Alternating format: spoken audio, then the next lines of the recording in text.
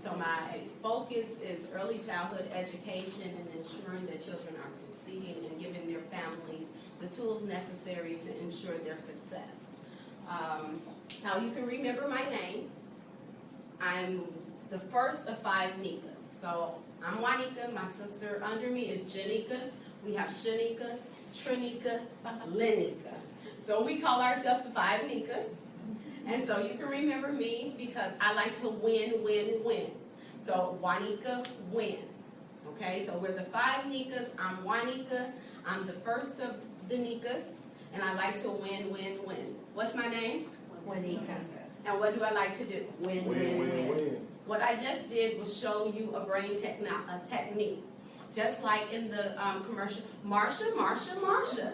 The brain has to hear something at least 3 times in order for the brain to memorize it and to retain it. So it has to occur at least 3 times, okay? Right here is a website. If you can, if you have your phones or you have a computer, if you can go to this website, it's just a quick quiz that I want you to take. It's right online. If you have any difficulties, I'll come and assist you. It has about 10 to 15 questions that I would like you to go to.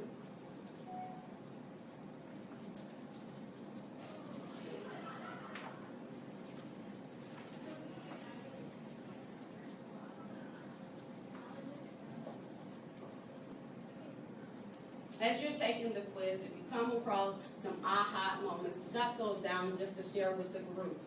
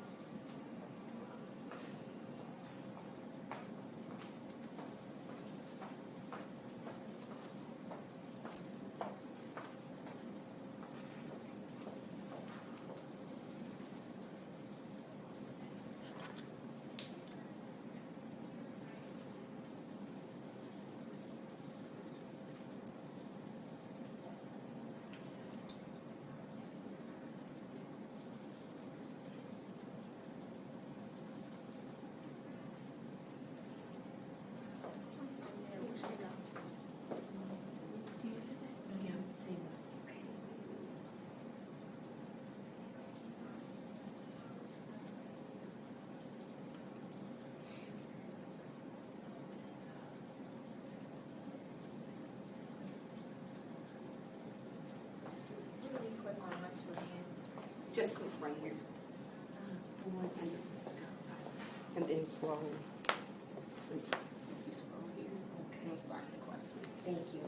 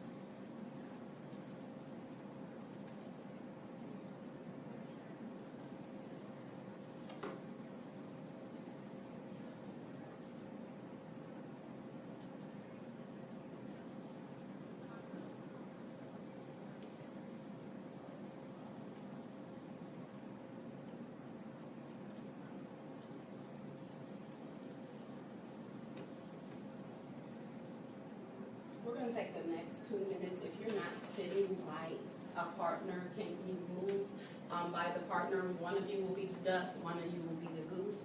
If it's 3 of you, we'll have duck, goose. But during that 2 minutes, I just want you to discuss what your aha moment was.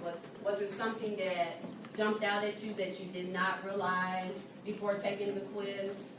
What your aha moment is?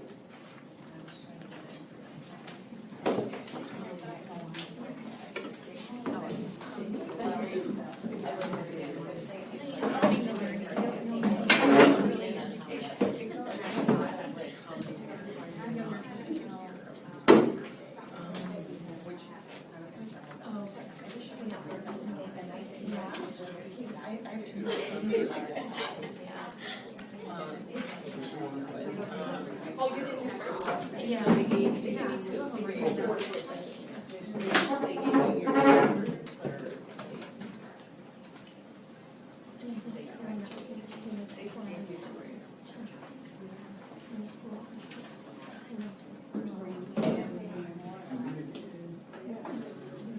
first like days.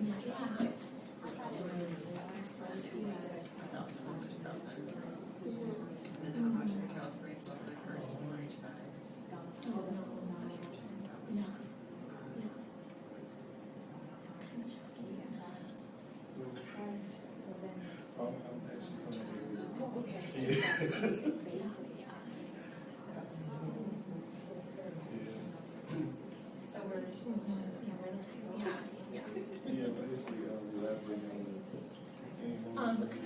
or if it was in I just tried to get it, so I just It's like I that. think the brain is concentrating to make sense of everything that's happening.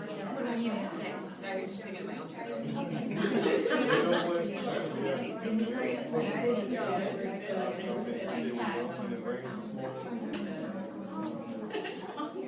Yeah.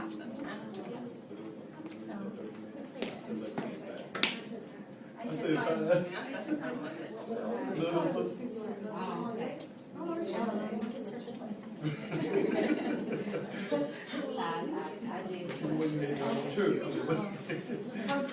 Yeah. I was really surprised by that. Yeah, that was very good.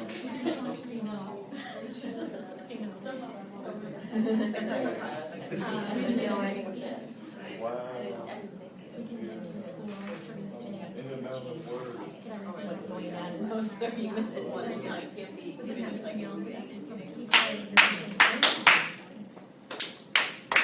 So So during the presentation, we're going to do a lot of call and response. I want everyone moving, talking, because we want to be able to use those brain strategies that we'll be talking about today. The book that we're working from is called Nurturing Future World Changers, Fundamentals to Brain Development. In this book, it provides you with 10 strategies that deal with brain development, and it shows you how students can actually master concepts. Okay? The activity that we're going to do, I need everyone to put their hands like this. Okay, in this activity, this is a replica of our brain. Okay? The brain weighs approximately 3.3 pounds. Everyone say it. 3.3 pounds. And with the brain, there are 2 parts of the brain, 2 hemispheres. We have the right hemisphere and the left hemisphere. What do we have? The right hemisphere and the left hemisphere. And the brain consists of tofu and jello. That's how it feels, tofu and jello. What does it consist of? Tofu and jello.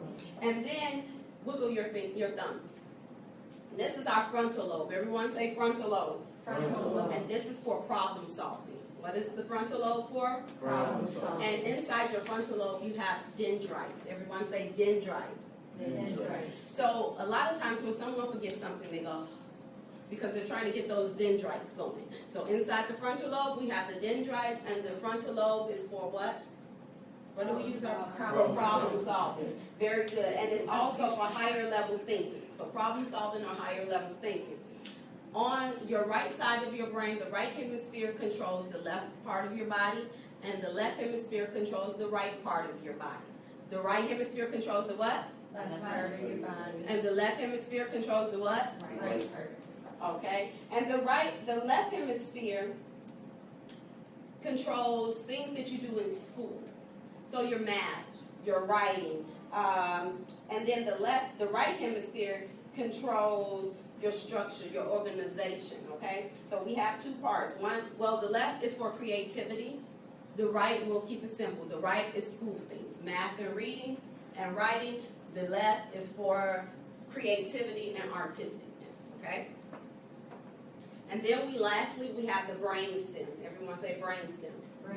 And it controls your breathing and your heartbeat, okay? So we're going to go through it again. So we have, what is this? Our brain. And how much does our brain weigh? And what does it consist of? Food and gel. Okay, and how many hemispheres do we have? Two. And what our right hemisphere controls what?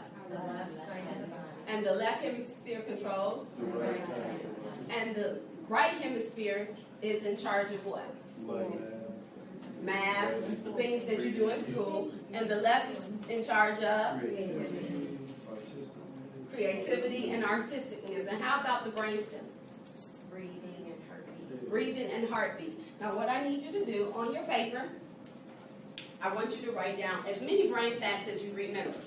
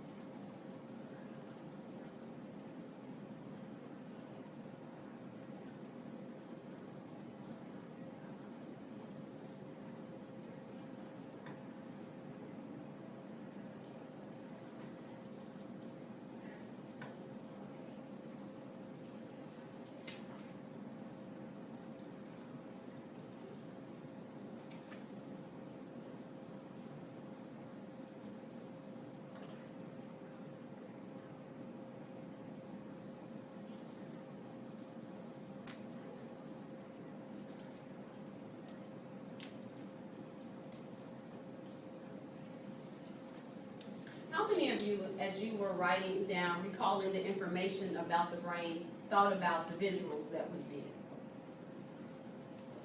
That's the same thing with children. The more visuals we give them, the more gestures we give them, the easier it is for them to recall the information. As you look over your list, compare your list with the people that you're sitting next to see if they remember something that you didn't remember.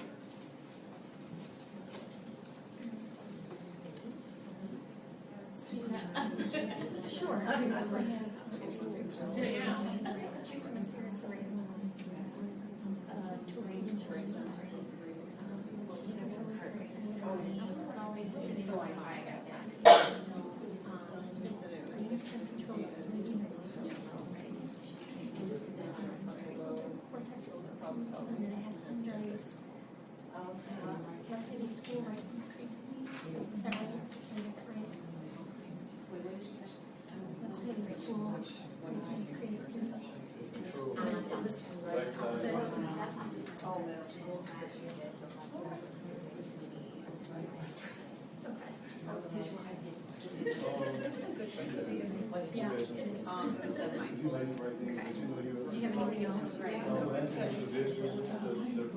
brains. I said hope. And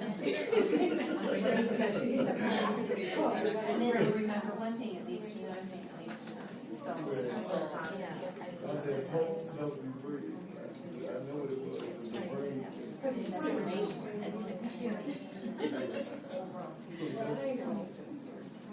Oh, wow. So they're tapping. They're tapping to the.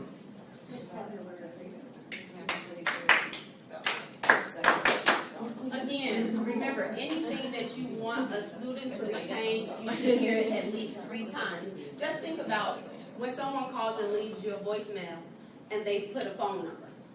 You have to listen to it a couple times for your brain to actually retain what that number was. That's the same thing with our students. We have to remember, especially early childhood students, elementary students, everything is foreign to them. Everything is brand new to them. So they need to hear a minimum of 3 times. And they need to work on it a minimum of 30 days in order for them to master it. And so what I always tell teachers, remember, if I came and I taught you college trig, or if I came and taught you French, the first day you would not catch on to it. It's like blah, blah, blah, blah, blah. That's with students, even as easy as the ABCs, their letter sounds. Everything is a foreign language to them. Everything is like, what? And so everything you do, you want to make it interactive, engaging, and you want to make sure that you're giving them that repetition so that they remember the concepts. What we're going to look at, if you look on your paper, it has the 3 reasons why every teacher should know these 10 strategies. I want you to choose your favorite strategy and which one you think. So do you think that these strategies increase achievement for all students, they decrease behavior problems, or they make teaching and learning fun? Which one sticks out to you? Which one would you like in your classroom?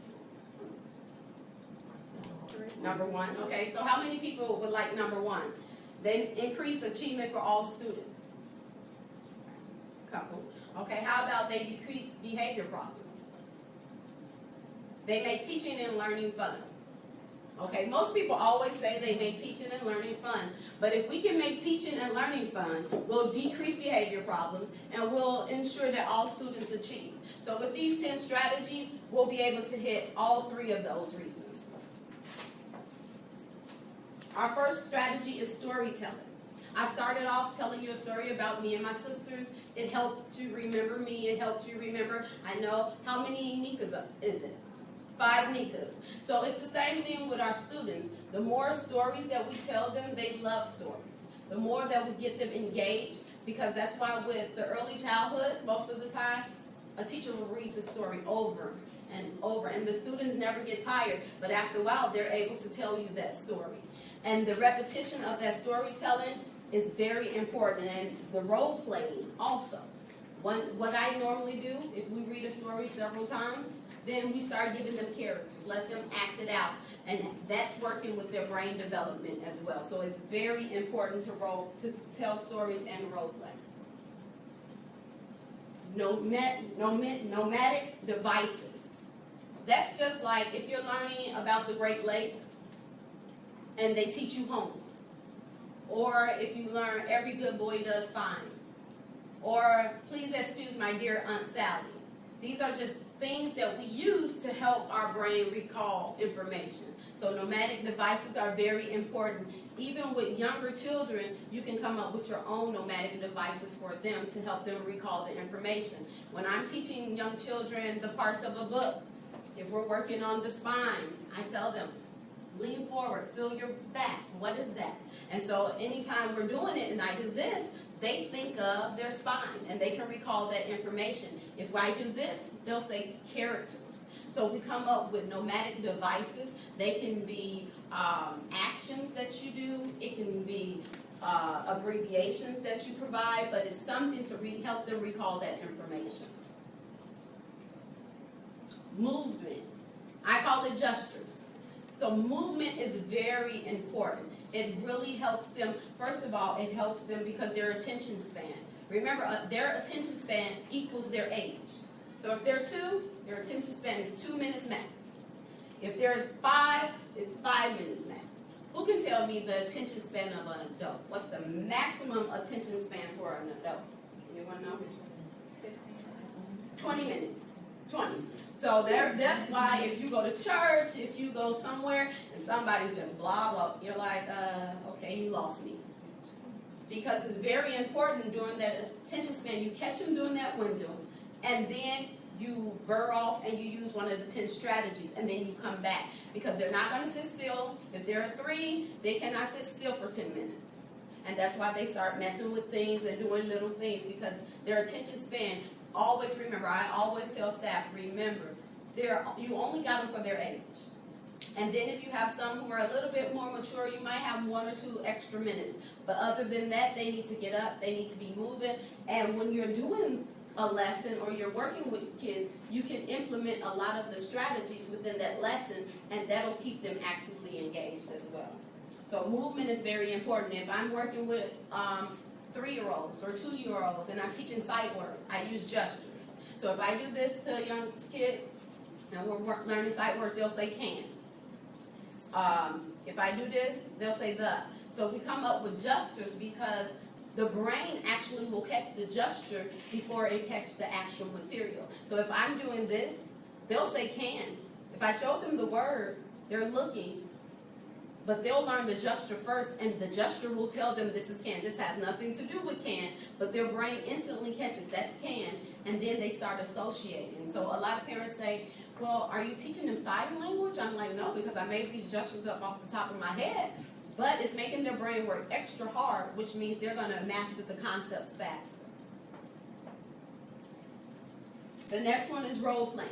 Now, we discussed that. You can do role playing with books. You can come up, when we're doing ordinal numbers, we role play. We might have them all stand up and we have someone come down and count the line, or we make a bus and we put them in order with teddy bears. But role playing helps them memorize the materials as well. And it helps build mastery. Manipulatives.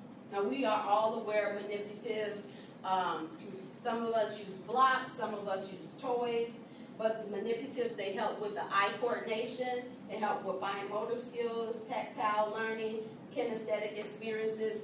The manipulatives are very important, especially in the earlier years, because it helps with that motor skill. And so it's very important that we give them as many manipulatives as possible. If a child is learning the colors, you might have a color wall up there, but you might want them to pick up something and match it. Different things using those manipulatives. Music. Music is very, very important because music can help you remember things, and music can also put your brain in a certain mood. Okay, so if you want to get the kids up and going, you put some upbeat music and they're going to go with the flow. If you want them to relax, if you put some soothing music down, they will relax, but it also helps with math. Music is very important when it comes to math. It helps the brain connect with that music and the math very easily. Games. Games are always important. You can turn anything into a game. I tell teachers, it's very important that you are flexible. I'm one of those educators, if I'm doing a lesson and it's not working, I'm quick to say, hey, this is not working, we're going to try something else. So I come up with games for everything. If we're doing numbers, we might hop, skip, we might bowl, but be creative with it. You want to come up with games, and it's not really that hard, especially most younger students, they love to play. And they're going to go with it. And as they're playing, you just want to ensure that it's meaningful play. Because a lot of times we just want to say, oh, just let them play, they're learning. They are, but we want to make sure that we have structured, meaningful play, meaningful games, and that we have an objective of what we want them to learn at the end of it. Technology, we all know they catch on faster than we catch on. You get a new phone, you give it to them, they're going to figure it out. And we're going to still be scratching our heads. So technology, if we can implement that, it's going to help them as well. We don't want to just keep them in front of a computer screen or with a tablet, but we want to implement that because we want to ensure that they're going with the times and that they're aware and able to do it because they catch on so quickly. Reciprocal teaching, that's what we did here. When you talk back and forth with one another. As you learn a skill, it's easier for you to teach someone else. actually, when you're using the reciprocal teaching, if the student is teaching one of their peers, they're actually mastering those concepts as well. So I always tell students, if you can teach someone else, you've mastered the concept. So it's very important. I always use kids as teachers because they learn from each other quicker and better. They're able to put it on each other's level, and the students seem to catch it easier. So please implement reciprocal teaching. You teach a strategy, you see a student who's really struggling, and you have a student who's excelled at it. Let that student who's excelled go and work with the student who's struggling. I had a student, she was in kindergarten, she went to a new school, and she was in kindergarten. She came in the door reading. And the teacher used the reciprocal teaching where she got to teach the students sight words. She got to read with the students, and they started catching on quicker because they weren't intimidated because it was one of their peers. And then it also helped her master the concepts even more. And the last one is visuals and visualizations. And with visuals, it gives your brain a picture of what you should know. And so I always tell teachers it's very important if you have charts hanging up and different things that can help them until they have mastered the concept. It gives them an idea of what they should learn, and it helps them recall the information as well. Anyone, any questions? Yeah. You mentioned music and you said that it's good for math. Is there a specific type of music that's good for math? No, any music is good, just depending on how you're presenting the information. So if I was doing like skip counting, I would do something more upbeat, because then it helps them go with the flow. So it just really depends on what strategy you're actually teaching them, what skill, and then how you want your classroom at that moment. So if you want a peaceful period, I would definitely keep some soothing music. But if you wanted something to get them up and going, then upbeat. So any kind of music, because music really plays a part. And if you can put a lesson to the music, it would be great. I just had one of my colleagues, she did a video for word families, and she put it to some upbeat music. And my 3-year-old daughter, I turned it on for the first time, and she was yeah, and I'm like, oh, but it was just the beat of the music. When she heard it, it helped her get into it. So I just suggest if you can put your lessons to the music, the better, because it really helps. I teach art, and I put, when I do like cultural art, I always put like music and cultural artists, and I culture social students. Yeah. Any other questions? Okay, we're going to watch a short video just to show you some of the concepts actually in action.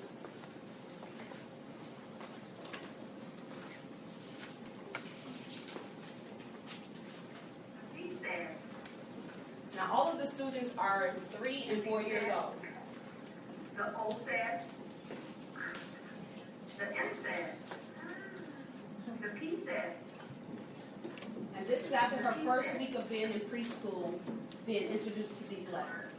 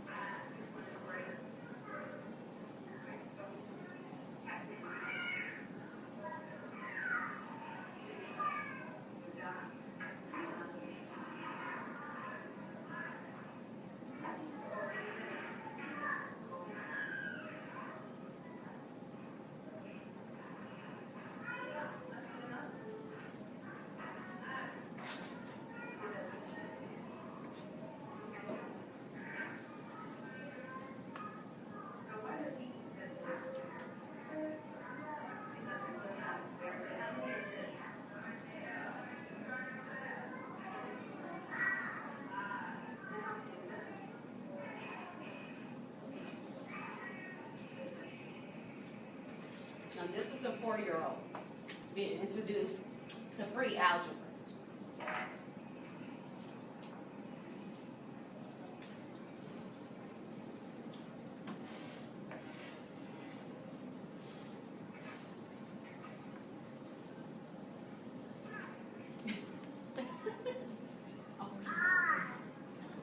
background.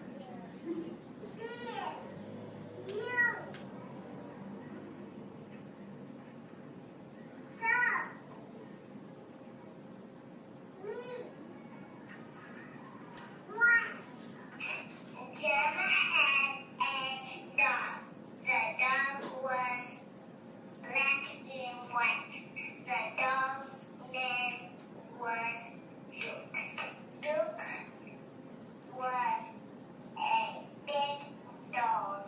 He had big feet. Ready? Look at it. Go. Go, go, go, go. Over there. Oh, my. And all of those students were 3 and 4 years old. They have all been using, the teachers have been using the different strategies that we discussed just to make learning fun and to ensure that they mastered it. So the young lady who was reading, she was 4. And she was reading a DRA, I'm not sure if you're familiar with the DRA, but a DRA level 8 at 4 years old. And actually able to retain that information. The young man who did the math, he was 4 as well. And then all of the rest of them were 3-year-olds. So a lot of times people say, well, just let them be kids. I understand that, and then a lot of people don't think they can learn it. If we teach it correctly and we make it fun and we work on the brain strategies, they can learn anything. Those same students know the capitals of the different states. They're able to find it. So what I encourage you, if you have something that you want your students to do, if you use those strategies that we discussed on today, I guarantee you that they will learn it. Your classroom will be smooth. The behavior problems will be down, because most of the times behavior problems come because the students feel that they can't do the work or they're bored. But if you implement these strategies, the top students will no longer be bored and the low students will no longer feel intimidated, because everyone can take part in movement. Everyone can take part in role playing, storytelling. All of our students can be engaged, and it's easier to differentiate the lesson if you're doing more hands-on learning and more strategies, because it's harder to differentiate your lesson if you're just giving papers. But students will actually master the information easier, and they will actually enjoy learning. Your students should love to come to school. These students, they cry when they're on vacation. If they go on Christmas break, they're saying every day, when do we go back to school? And that's unheard of. The parents are like, I'm not sure what goes on, but they really like to come to school. But when you make learning fun, they want to come. And it makes the teaching. I've had so many teachers who have implemented this say, I love my job. I really enjoy working, and I love what I do because it's fun for the teacher as well for the students. And that's what's most important, ensuring that when you go, it's not like, oh, I have to go here again. But it's like, yes, I can't wait to see them grow. I can't wait to implement these new strategies. And from there, the students are going to excel. And when the students excel, the parents enjoy it, and you just have one good environment. Any questions? Right here is just some data from using these strategies. So we had 3-year-olds. If you look right here, this is before they started school. When they first came in that first week, they were actually assessed. But if you look, as the information got more difficult, now mind you, this information that these students were working on, it was Common Core kindergarten standards. So everything that they learned was actually kindergarten standards. And so these are 3-year-olds. They went from here to here on kindergarten work. And that's just by implementing those strategies. And then we did the same with the 4-year-olds.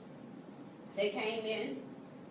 So if you see this student, and then you look at the test results, they really improved, but they started to learn to love. They learned to learn. They love to learn. And so that was the difference. Them actually loving what they're doing, and the teachers actually loving what they're doing as well. And it made the environment grow. And these students, these 4-year-olds are doing kindergarten, first grade work at 4 years old.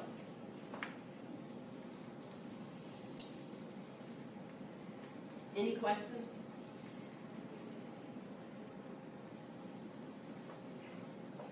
And then, like I said, this is one of the books. I normally have raffle tickets, and normally I have one. And so, I want to give this to someone. Just gonna give you paper if you write your name on it, and then we'll just go from there.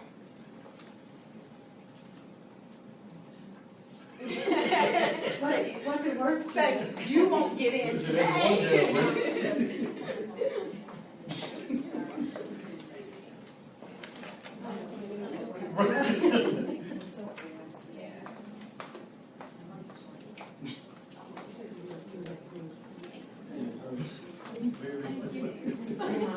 That'd be this one, connect with it.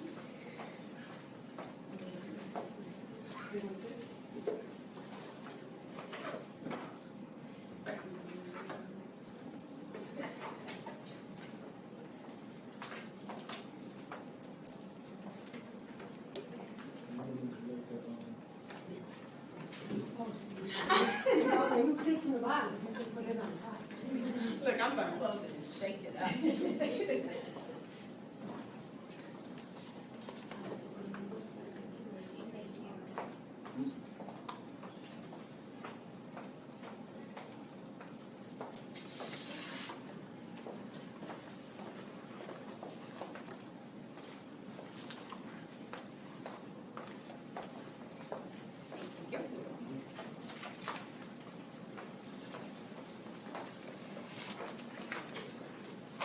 I have one of these copies, but we also have, I have a work journal that you can actually jot down what strategies you've done and everything. So I'll pull out 2 names, but for the journal, I'll have to actually send it to you.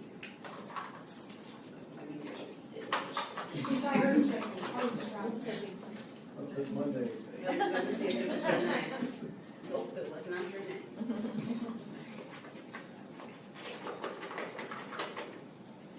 I'm gonna. Oh, I don't know.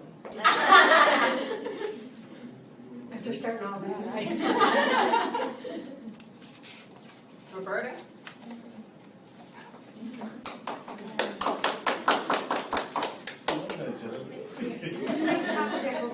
Now we're gonna try one more for the journal.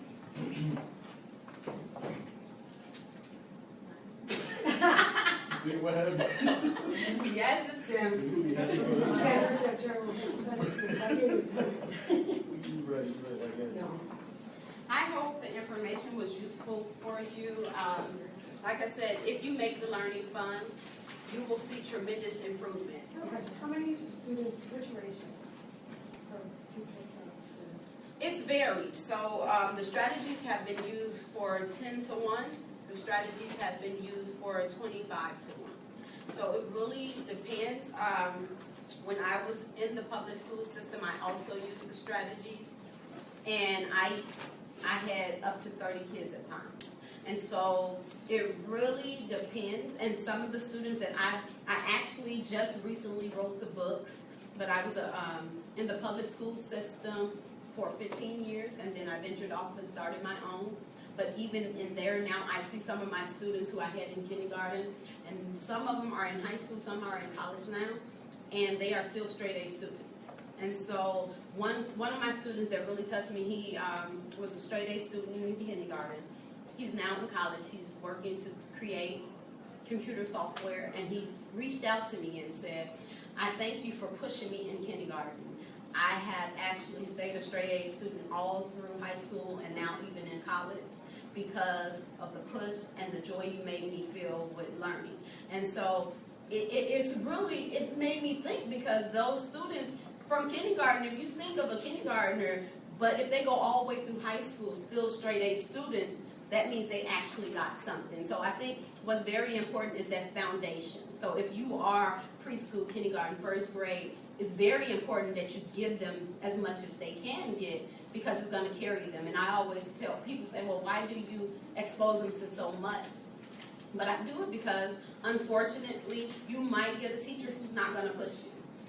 But if you are 3 and you're on a kindergarten level already, if I get someone who's not pushing me, it only pushes me back to my regular grade level.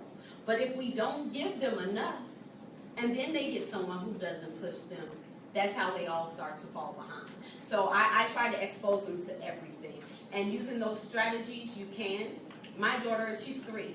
She started with the program at 3 years old because actually I have workbooks and everything that I've created for it. So she started at 3 years old using the program. She's doing addition, subtraction, multiplication.